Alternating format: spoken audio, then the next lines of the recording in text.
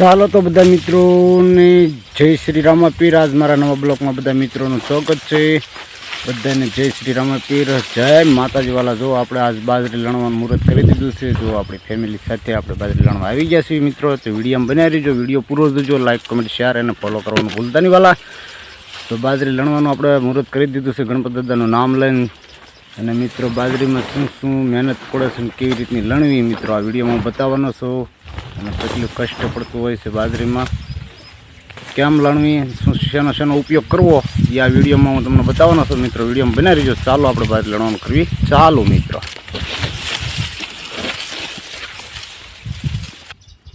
તો જો મિત્રો આપણે કાપો વાળી લીધો છે।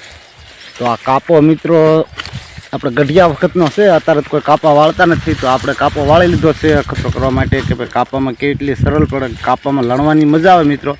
કારણ કે કાંઈ ફેરવું ન પડે, કાંઈ લેવા દેવા। અને ગઢિયાની પાસે પહેલાં ખાવાનું નહોતું, તે રાતે જાહેર હતી, તે રાતે મિત્રો રાતે સોરવા જતા, એટલે સોરિયો કાપો વાળતા, ને સોરિયો કાપો કહેવાય છે એટલા માટે આવો કાપો વાળતા એમ કહે છે અત્યારના ગઢિયા બધા કે ભાઈ આવો કાપો વાળતા। એટલે આવો કાપો વાળવાનું પાછળ એક કારણ છે મિત્રો કે ખેડૂત પાળી ગયા હોય તો મિત્રો ખેડૂત ભાળી જાય એટલે વાહેતા એટલે ઘડિયા બે ખંભેથી કાઢીને એને દોડવા મળતા, ગમે એને હંતાઈ જતા, ખંભે ફાટ નાખીને બે ગાયકા નીહરી જતા। અને સાચે ગાંઠ વાળીને બીજો કાપો વળે તો એ પછીડિયું મિત્રો અત્યારે નથી, એ ગઢિયા પણ નથી, છતાં આપણે એનો ઉપયોગ કર્યો છે જૂના જમાનાના ગઢિયાની યાદી માટે।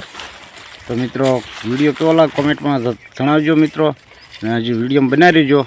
તો મિત્રો આપણે મળ્યા છીએ લણવા, અને કાપો ભરાઈ જાય એટલે આને પાછળ બધા મિત્રો વિચારતા હશો કે ભાઈ આની અંદરથી આપણે ડુંડા તો ભરીશું પણ કેવી રીતના બહાર કાઢવા। તો મિત્રો કાપો હેઠો નથી નાખવાનો, કાપો ખંભે જ રહેશે ને ડુંડા નીહરી જાય છે મિત્રો। તો વિડીયોમાં બનાવી રહીજો, આ કાપો ભરાઈ જાય એટલે હું તમને બતાવું ડુંડા કેવી રીતના કાઢવા મિત્રો। અને બીજી મિત્રો એક સાચી વાત કરું તો મિત્રો અઘરામાં અઘરું કામ છે આપણે ખેતીવાડીમાં, અઘરામાં અઘરી ખેતી ગણો, મહેનત મજૂરી ગણો તો એ છે બાજરી લણવાનું મિત્રો। બાજરીમાં જો ગરમી એટલી પડતી હોય ને એમાં આવો કાળો ઉનાળો હોય મિત્રો, અને પછી ઊસું જોઈ જોઈને આપણી ડોક પણ રહી જતી હોય, અને પછી એની થૂલી એટલી કવડે મિત્રો, અને ગરમી એક તો અંદરથી ઉપરથી ગરમી પડતી હોય, નીચેથી ને ગરમી એટલી પડતી હોય, બાજરી છોડે ગરમી એટલે ક્યાંય રહી ન શકો તમે મિત્રો, શીળા પણ નીહરી જાય। અને 5 મિનિટ એમ થાય કે બાજરી લણવી નથી, એટલે અઘરામાં અઘરું કામ ગણો તો બાજરી લણવાનું છે મિત્રો।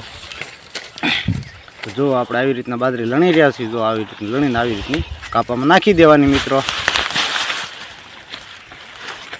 તો મિત્રો કહે છે ને ભાઈ ગામડિયામાં એ તો મિત્રો દેશી બાજરાના રોટલા અમારા વખાણે બધા કે ભાઈ દેશી બાજરાના રોટલા હોય અને એમાં ઘી સોપડીને રોટલો ખાવ એટલે અમૃત જખો મીઠો લાગે।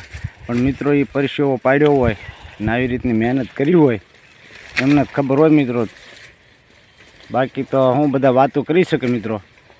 એટલા માટે તો અમારા ગુજરાતમાં બધા આવકારે મીઠા, કારણ કે અમે આવી મહેનત કરીને અનાજ લઈ લઈએ મિત્રો। અને ભગવાન બહુ દયાળુ છે મિત્રો, જો એકનું અનેક કરીને આપે તો એક ડુંડામાં કેટલા દાણા હોય મિત્રો, હજારો દાણા હોય, એ આપણે લણી રહ્યા છીએ, આપણું વાવેલા ફળ આપણને મળે છે મિત્રો। પણ એમાં પણ મહેનત કરીને આપણે એને ઝૂઝવું પડતું હોય છે।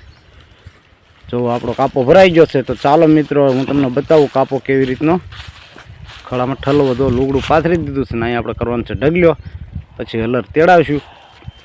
તો મિત્રો આવી રીતનો કાપો ઠલવી દેવાનો છે, અંદર હાથ નાખી દેવાના બે, અને એક કોરને શેડેથી ડુંડા બધા બહાર નીહરી દે, ને કાપો ખંભેથી નીહર્યા વગરનો કાપો પાસ ખંભે વયો જશે તો વયો ગયો।